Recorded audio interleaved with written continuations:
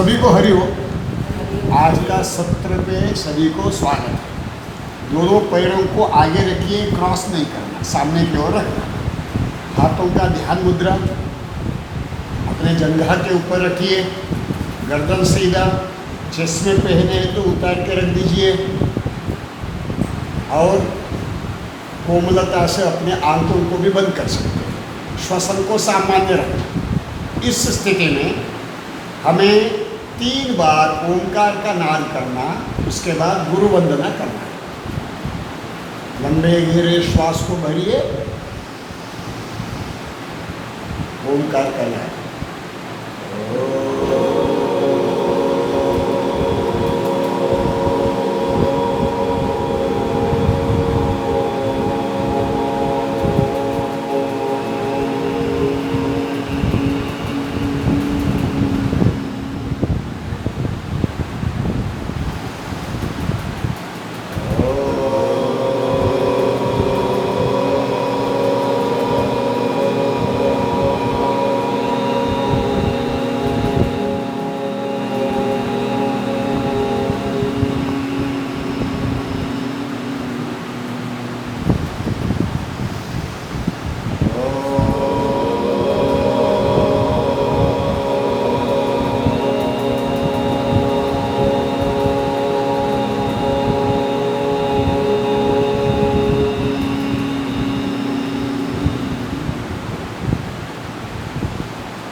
मेरे पीछे गुरु वंदना को दोहरा।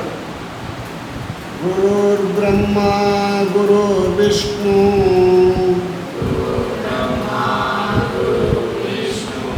गुरुर्देवो महेश्वरः गुरु साक्षात् परब्रह्म तस्मै श्री गुरवे नमः।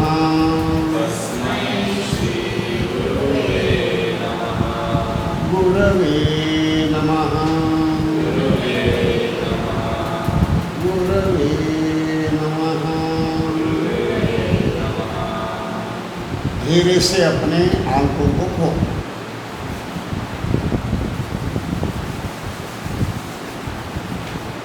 आज का सत्र में विषय है, गत समय हमने योग किया है। योग करने के टाइम में हम लोगों का मानसिकता क्या होना चाहिए, अपने व्यवहार कैसे होना चाहिए, पोशाक क्या होना चाहिए, सब विषय के ऊपर में हमने चर्चा की है। और अभी उसके आगे का प्रत्यक्ष हम योग करने के समय एज ए योग शिक्षक क्या क्या अपना भूमिका होना चाहिए, क्या क्या काम हमें करना चाहिए। कोई भी एक अभ्यास, कोई भी एक प्रयोग, योग में आसन आता है, प्राणायाम आता है, सूक्ष्म योग आता है, पूरक क्रिया हलचल आता है, सब आता है। उसको हम हर व्यक्ति को, हर अपने साधक, यहाँ पे सब शिक्षक को समझ में आना चाहिए। उस हिसाब से सरल भाषा से सिखाना। कोई कठिन शब्द का प्रयोग कर लिया तो उसका अर्थ बताना।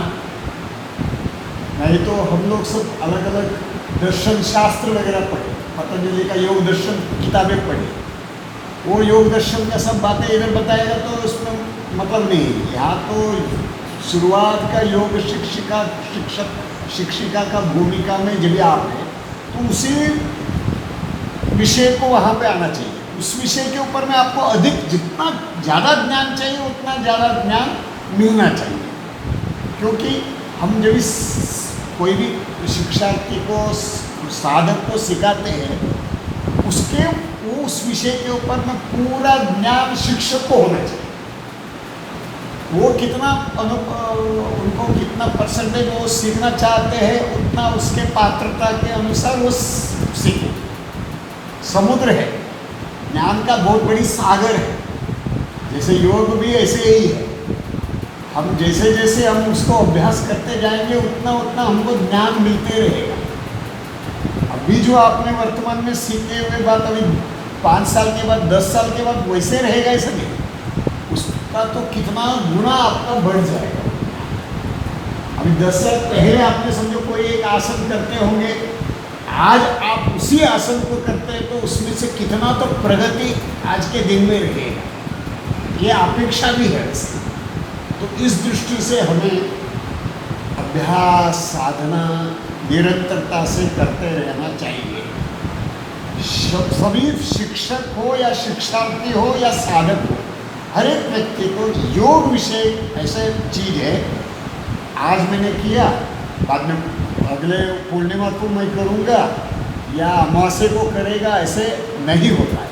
या मैं सिर्फ शनिवार को रविवार को मेरे पास समय है वही मैं करूँगा, ऐसे नहीं होगा। रोज थोड़ा सा समय तो आपको निकालना पड़ेगा, वो करेगा तो आपका उसमें परफेक्शन आएगा। कभी समझो पश्चिमोत्तानासन आप कर रहे हैं, पहले आपको पैर का उंगली पकड़ने में भी दिक्कत आएगा। 1-2 दिन उसका अभ्यास होने के बाद आप पूरा उंगली को क्या पूरा पंजे को आप पकड़ेंगे, पैर को पकड़ेंगे। फिर उसके बाद अगले बार आप जब ये आगे झुकेगा तो आपका मस्तक भी घुटने पे लग जाएगा, आपका कोनिया हाथ जमीन पे भी लग जाएगा, इतना स्थिति बन जाएगी। वो जैसे जैसे करते करते जाओगे उतना उसका परफेक्शन बढ़ते जाएगा। तो इसके लिए आप सबसे नम्र निवेदन है, जो कुछ भी अभ्यास अब तक सिखाया वो निरंतरता से अपने अपने निवास के स्थान पे अभ्यास करना चाहिए।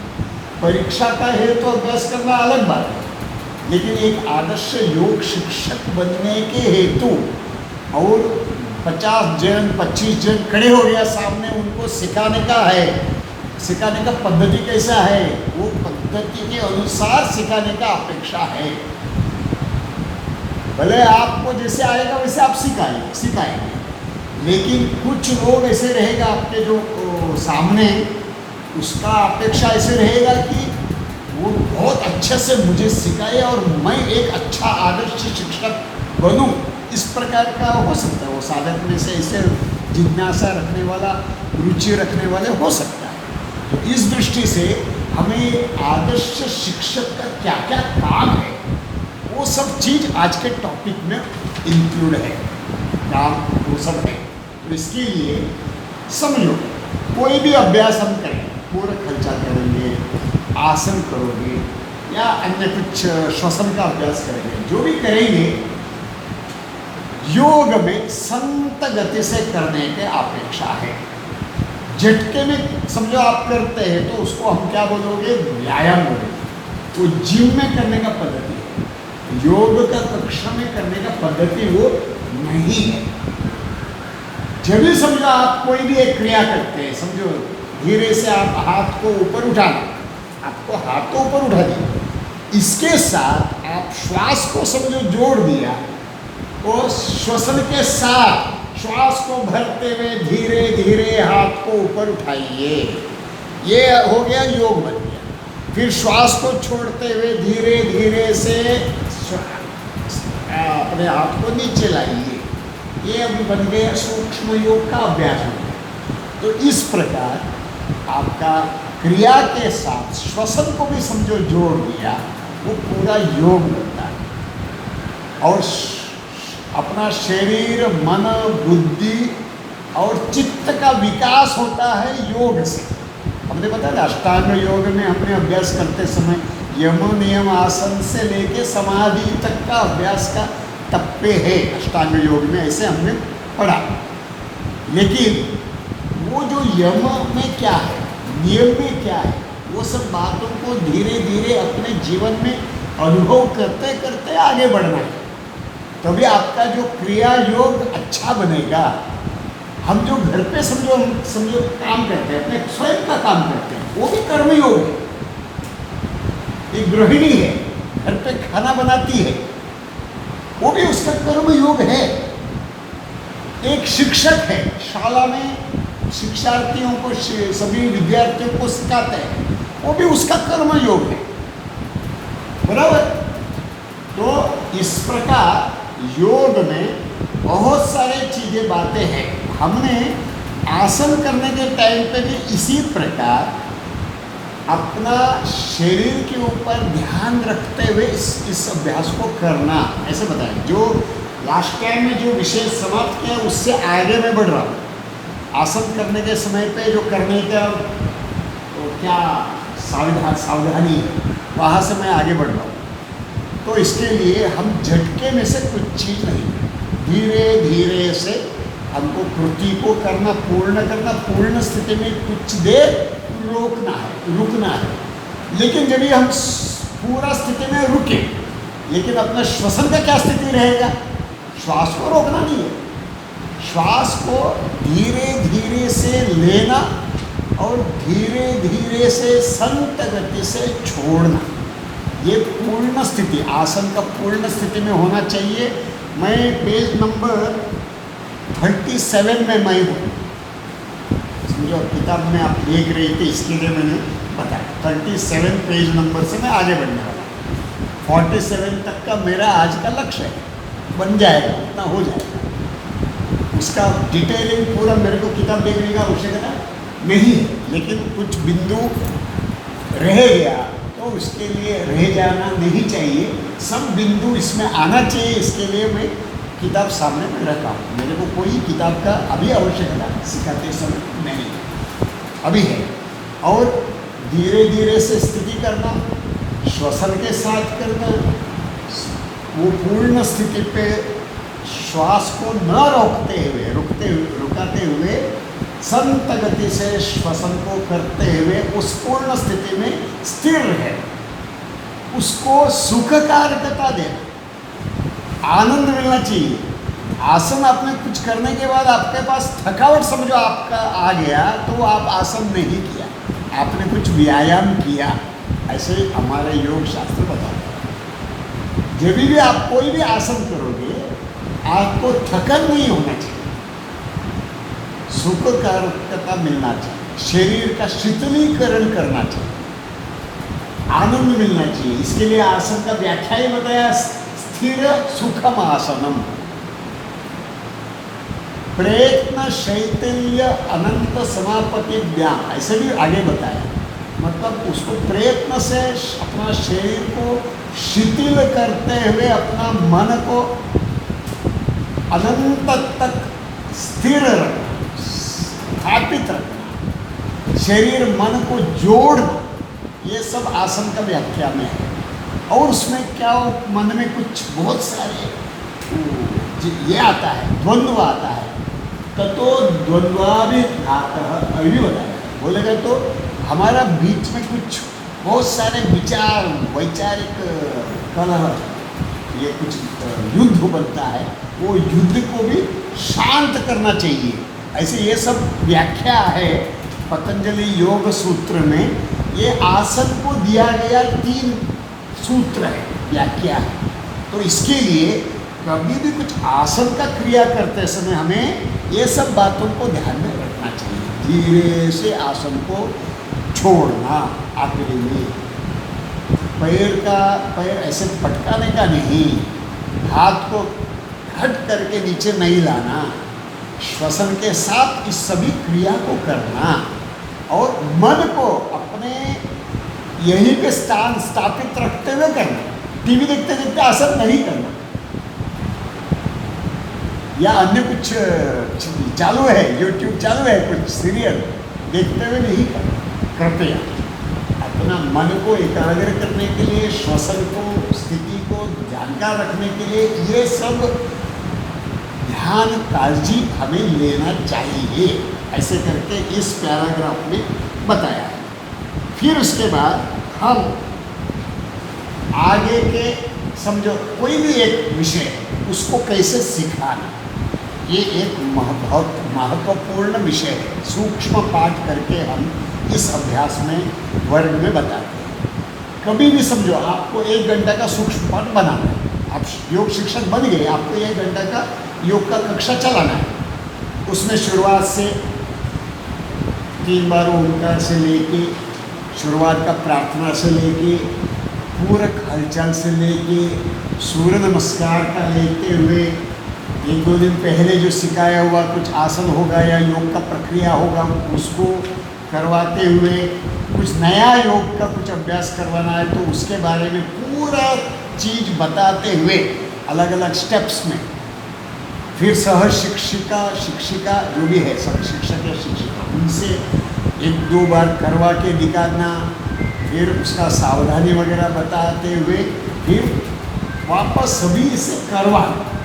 ये सब अपेक्षा है शिक्षण पद्धति में, इस प्रकार करवाना है ऐसे बताया। उसके लिए कुछ 7 स्टेप्स यहाँ पे बताया है आपके अपने अभ्यासक्रम में। तो अभ्यासक्रम में जो बताया हुआ स्टेप्स ऐसा है, तो उसी के बारे में हम लोग थोड़ा सा चिंतन करें। समझो कोई भी अभ्यास हो, एक आसन का लीजिए, वो आसन को करवाते समय सबसे पहले वो आसन का नाम, ये योग का प्रक्रिया जो भी होगा उसका नाम बताएं। अभी समझो अमुक हम अभी दंड स्थिति में करने वाला एक आसन हम करने वाले हैं। उदाहरण के लिए हम ताड़ासन करने वाले हैं, आसन का नाम है ताड़ासन, ऐसे करके बताएं। ये ताड़ासन का नाम सभी लोगों से एक बार नाम को दोहरा स्पष्ट उच्चारण के साथ। आज हम आसन सीखने जा रहे हैं ताड़ासन, ये एक विषय हो गया, एक बिंदु हो गया। दूसरा है ताड़ासन के नाम बताने के बाद उसके बारे में भूमिका बताना। उस भूमिका बताते समय ताड़ एक वृक्ष है, वो वृक्ष के जैसे ही अपना शरीर को भी, संपूर्ण शरीर को ऐसे सीधा रखना और उसको शरीर को तानना, उसमें एक प्रकार का तनाव को निर्मित करना, संपूर्ण शरीर को खींचना, इस प्रकार का स्थिति बनता है। और ये ताड़ वृक्ष के जैसा है, इसके लिए इसका आसन नाम ताड़ासन बना है। इस प्रकार उसके बारे में भूमिका आपको बता दिया। उसके बाद इस बताने के बाद क्या होता है पता चलता है, भूमिका बताने के बाद वो आसन करने वाले व्यक्ति को, अरे हम आज ताड़ासन कर रहे हैं, ये एक वृक्ष को रिप्रेजेंट करता है, वो वृक्ष कैसे सीधा और खड़े हैं, इस प्रकार हमें भी इस प्रकार का स्थिति बनना है। इस प्रकार का एक कल्पना भूमिका बताने के बाद आ जाता है। फिर उसके बाद तीसरा स्टेप है उसके बारे में जानकारी देना, शब्दों के साथ जानकारी, शाब्दिक वर्णन करके बताया। बोलेगा तो अभी आप सबसे पहले दंड स्थिति पे खड़े होना, दंड स्थिति पे आना और धीरे धीरे पहला अंक में श्वास को भरते हुए दोनों हाथों को अपने स्कंद के सीट तक श्वास को भरते हुए ऊपर उठाना, दोनों हाथ को बाहर की ओर खींचा हुआ स्थिति रहे। वापस वहाँ पे श्वास को छोड़ना, फिर वापस श्वास को भरते हुए दोनों हाथों को ऊपर लेकर जाना सिर के ऊपर। फिर उसके बाद वो स्थिति पे आपको इसमें 2 प्रकार का मुद्रा होता है। एक तो दोनों हाथों को आपस में बांधना, हथेली को आसमान के ओर दिखाते हुए संपूर्ण शरीर को ऊपर की ओर खींचना, यह हुआ शाब्दिक वर्णन। इस स्थिति में श्वसन को सामान्य रखना, लंबे गहरे श्वास को भरना, लंबे गहरे श्वास को संत गति से छोड़ना, ये पूर्ण स्थिति पे करने वाला काम। फिर उसके बाद धीरे से श्वास को छोड़ते हुए हथेली को आसमान के ओर जो था उसको अपने ओर लेना। फिर उसके बाद श्वास को फिर भरना, श्वास को छोड़ते हुए दोनों हाथों को धीरे धीरे से पार्श्व में बाजू में लेकर आना। फिर वापस श्वास को भरना, श्वास को छोड़ते हुए धीरे धीरे दोनों हाथों को कमर के पास लेके आना। ये मतलब आसन का स्थिति आप जो कर रहे हैं वो करने के स्थिति का सब शब्द के साथ वर्णन हो, उसका बताया वो स्टेप में शाब्दिक वर्णन, शब्द के साथ उसका वर्णन ये हो। इसके बाद स्टेप्स आता है अपने पास में समझो शिक्षक है, शिक्षक या शिक्षिका जो भी रही, उनसे 2 बार करवा के दिखाना। 2 बार क्यों करके दिखाना, वो बाद में उसके बारे में पूरा है आगे, वो सब पहले हम स्टेप्स क्या है वो बताएंगे।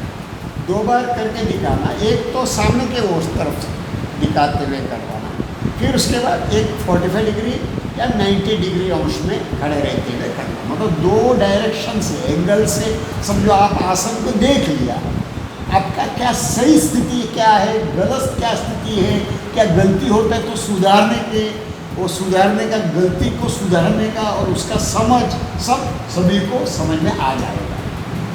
कुछ गलती होता है तो उसको सुधार के नहीं दोबारा करवाते समय, पहले बार तो ऐसे ही करवाते, फिर उसके बाद वापस पूर्व स्थिति में आ गए, फिर दोबारा कुछ अलग दिशा में से करवा के लेते समय जो शिक्षिका है, शिक्षक है, उनसे जो करने वाला जो इसमें मित्र बताया, वो शिक्षक मित्र से हमें 2 बार करते हुए कुछ गलती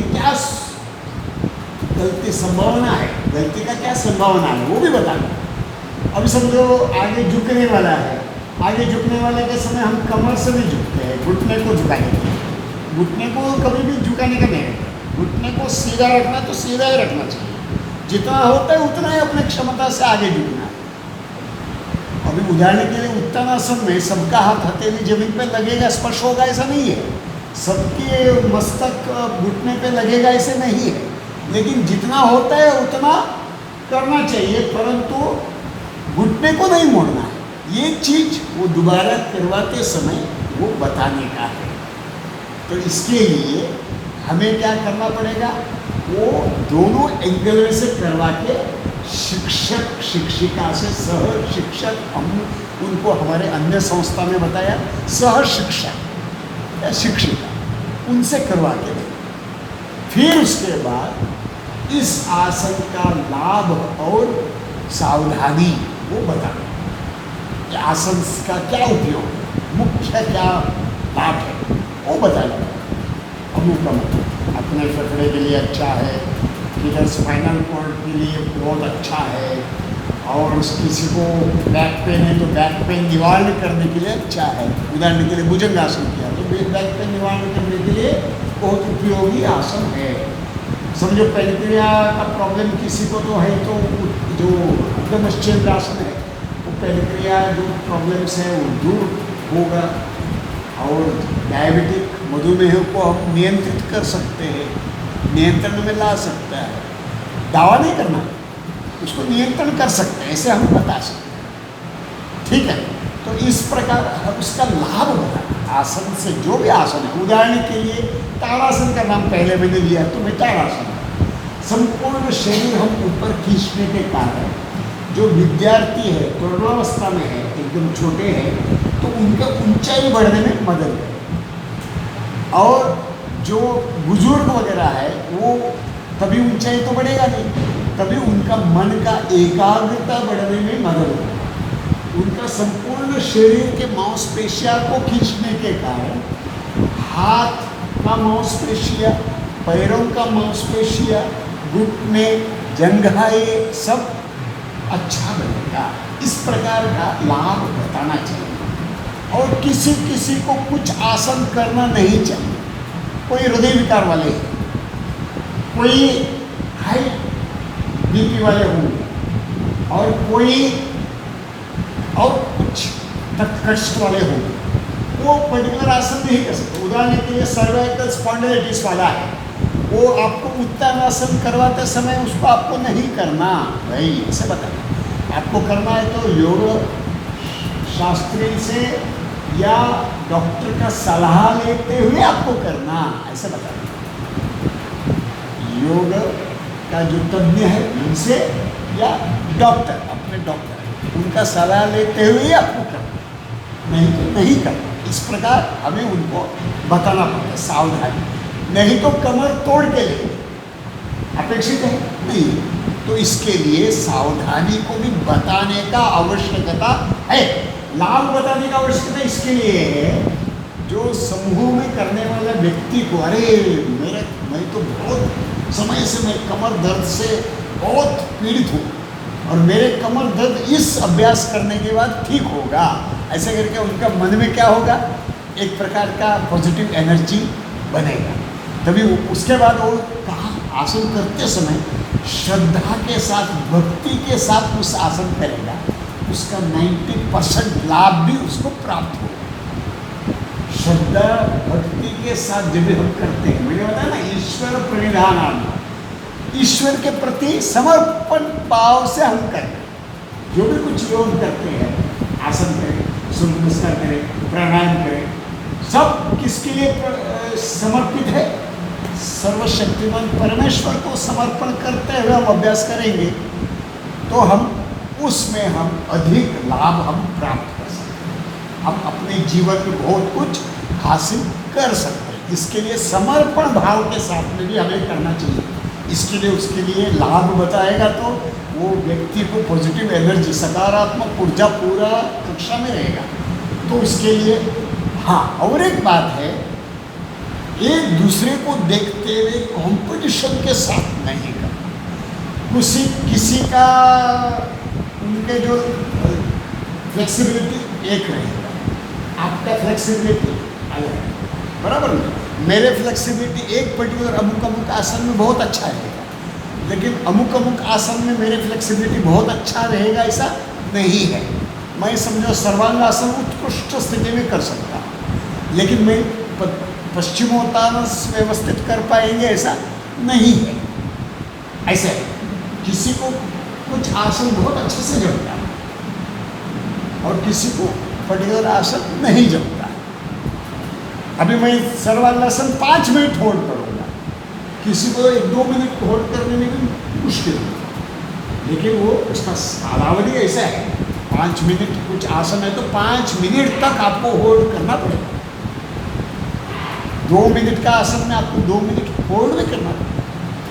इसके लिए आगे के पॉइंट्स में वो भी विषय आएगा। तो ये हो गया लाभ बताना और सावधानी बताना, ये हो गया। उसके नेक्स्ट वाला स्टेप है कालावधि। मैंने अभी जैसे बताया वैसे कालावधि, हर एक आसन को अलग अलग समय दिया है। उदाहरण के लिए पश्चिमोत्तान आसन है, आप बहुत अधिक समय नहीं रह सकते, ज़्यादा 1 मिनट आप रह सकते। उदाहरण के लिए और आपका शलभासन है, शलभासन बोलेंगे तो आपको ध्यान में आ गया। और पेट के बल पे लेटा हुआ है, दोनों पैरों को घुटना नहीं मोड़ते हुए आप हवा में ऊपर उठाए, और ज़्यादा समय तक आप ठीक नहीं सकते। उसका समय समझो 30 सेकंड है, 30 सेकंड होगा। 15 सेकंड है करना है तो 15 सेकंड आप टिक पाएंगे, 1 मिनट नहीं हो पाएगा। अर्धमश्चिंद्रासन है, 2 मिनट का समय है उसका कालावधि। अपने आपको किताब में भी मिलेगा, मेरे पास मैंने किताब है बताया मैंने, डॉक्टर मांडलिक गुरुजी का। ये जो अपने संस्था को भी मार्गदर्शक है डॉक्टर मांडलिक गुरुजी, उन्होंने इसको पूरा सिलेबस अभ्यास क्रम सब दिया, बहुत सारे संस्थान को दिया। तो इस प्रकार उनका जो हैंडबुक जैसे है मेरे पास अवेलेबल है, आपको दिया गया पुस्तक में वो समझो टाइम नहीं है तो वो किताब का आप लोग कॉपी करके लेके फोटो लेके रख सकते हैं। कौन सी आसन को कितना कालावधि है, वो आसन को उस कालावधि में ही करना चाहिए, उतना कालावधि तक पूरा करना चाहिए, ऐसे है। तो ये आया कालावधि। फिर उसके बाद ये सब आसन को 2 बार सभी को करवा के, अभी तो हमने क्या किया, आसन का नाम बताया, भूमिका बताया, फिर उसके बाद हमारे सह शिक्षक से करवा शाब्दिक वर्णन दिया। अगला स्टेप में हमने हमारे शिक्षक शिक्षिका से करवा के दिया। फिर उसके बाद उसका लाभ और सावधानी बताया। फिर उसके बाद ये बताने के बाद सिर्फ हो गया क्या, ये सबसे तो करवाना तो पड़ेगा।